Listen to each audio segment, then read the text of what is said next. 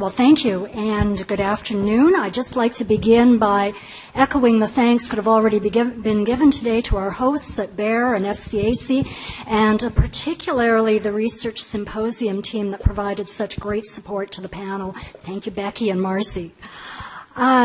So the nice thing I think about an afternoon session is I don't have to go through all the gory details of the statistics because we already have heard them this morning. And thank you, Brenda, for the debt statistics in particular.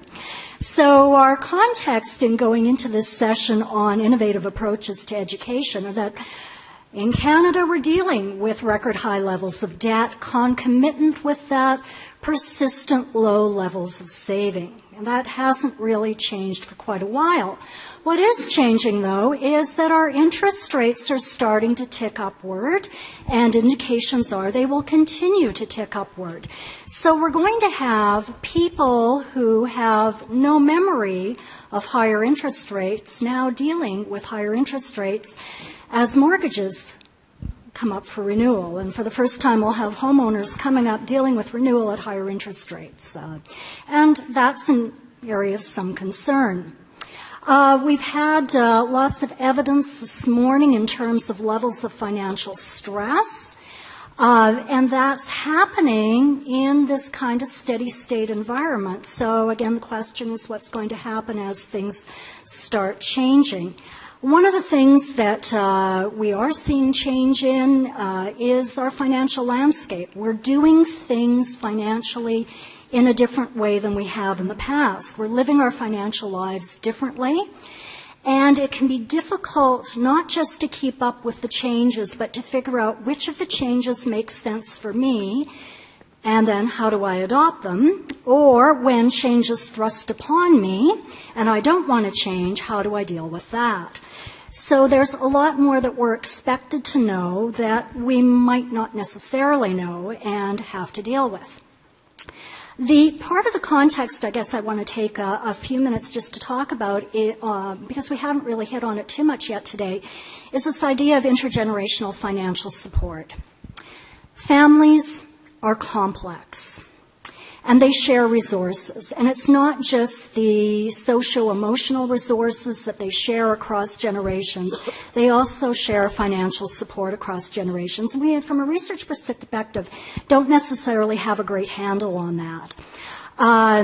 Just anecdotally, one of the past presidents of my university, as part of the convocation address, would always say thank you to the parents. Thank you to the parents. Congratulations.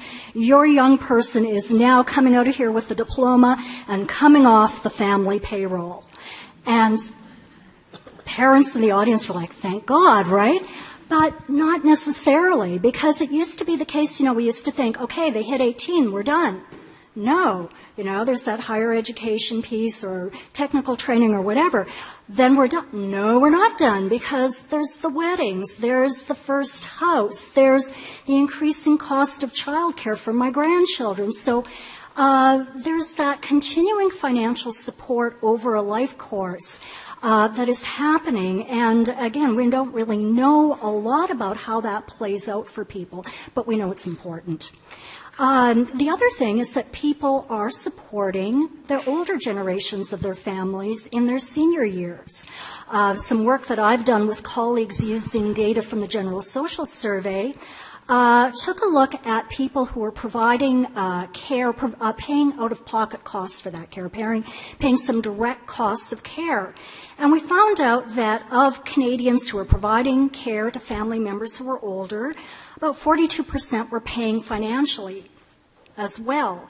And of those people that were paying financially, 18% told us they were in financial hardship.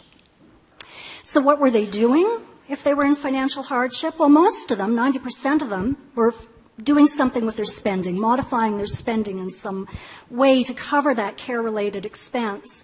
But 73% were dipping into their savings. Another third were borrowing from their friends and their families, again showing this importance of that friend and family network. Another third were taking out loans, 20% were selling assets, and there were 8% that we really didn't know what they were doing. And so some people were taking multiple approaches to handling those financial costs. Some other evidence that we have in terms of our context that I just wanted to remind those of us who've looked at the Canadian Financial Capabilities Survey, those results today that are kind of relevant to what we're going to be talking about. The glass half full, glass half empty, how do you have a household budget question? 43% of respondents said, yes, I did. And the good news about that is that the people who said, yes, I had a household budget, however that household budget was for them, whether it was written down or whatever, almost all of them usually or always stayed within their budget. So once you had a budget, you were pretty likely to follow it. Interesting question in terms of how would people pay for an unexpected expense of $500, $5,000.